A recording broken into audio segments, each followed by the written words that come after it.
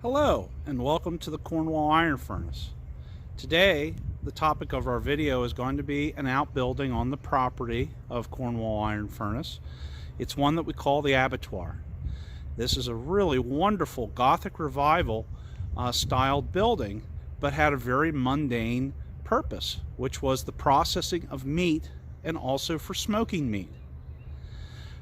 This is an embanked building, and you enter at the lower level. You come into an area where they could have processed some of the meat, but also access the bottom of a very large smoke chamber, which is literally 3 stories tall and is the entire right-hand portion of the building. So that in the very bottom is where the fire would have been built. The smoke then would have entered that chamber, have smoked the meat, and there's a large meat tree in that area in which you can actually go ahead and hang many different pigs worth of meat inside of the building. So not only were these iron plantations just making iron, but of course they had to support a very large workforce. Part of that was the agricultural goods that was coming from the farms, but also those agricultural goods like meat had to be processed and also preserved for further use.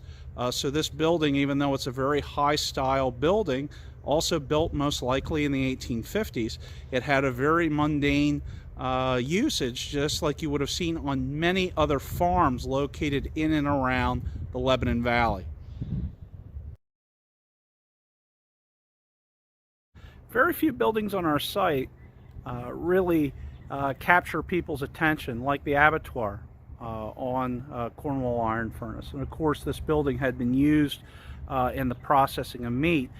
We don't have the building open because there are some safety concerns with people going into it.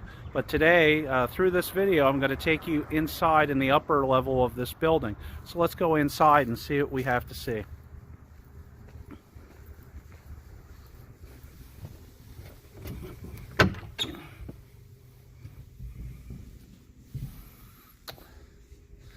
So we're standing right now on the second level of the building, and we're not 100% sure what this part of the room would have been used for, but more than likely this would have been used in that processing of meat.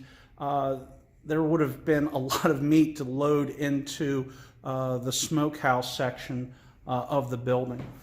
If you can see over in this area, here is the chimney, what would have taken the smoke, what little would have been escaping, outside and out of the building. But if you look even further here to the right, so just inside the front door, we have an area where you can look into that upper chamber where the meat tree is located. So see, here's the meat tree, and it even goes up further up into the attic space of the building. You also notice the quatrefoil windows here. You can see that they are really nothing more than just square windows that have been set on their side, almost like a diamond. And that's something you see here throughout Cornwall, in particular in some of the different buildings over in Burd Coleman and some other areas, even barns that you'll see in this area where they take a square window and set it in a diamond, so set it to its side.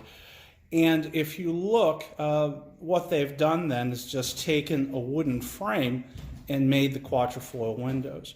It's a really wonderful design element in this building, gives it a much higher look of Gothic revival, and certainly this was something that would have been architect design. We're unsure who the architect is, but a wonderful detail on this building. We're inside the abattoir, actually in the smoke chamber, where at the furnace they would have been preparing meat for the workers, and then of course then to preserve it, smoking it. So the room that we're in, like I said, is the smoke chamber. And if you look over here on the right hand side, that there's an opening. Has some modern block around it, and that was there just for stabilization. But that was actually the opening of where the fire would have been made, so that there was a large chamber where they would have been putting a smoky fire that would have come and permeated this room. And you can still see, if you go up and look where the brickwork is, that's what's left over from the chimney that would have taken that out. Now, you can now just start to see the arms of the meat tree. It's this huge octagonal tree post that goes all the way from the bottom of the building all the way to the top. And you can see the arms that stick off of it were there where they could have hung sides of bacon and hams and sausage and anything else that they would have wanted to smoke. And you can see that it goes up all the way from this basement level to a first floor. You can see right here in front of you where the floor is located. That would have been an access, and directly above me is a second access that looked just like it, where they could go ahead and hang things even higher.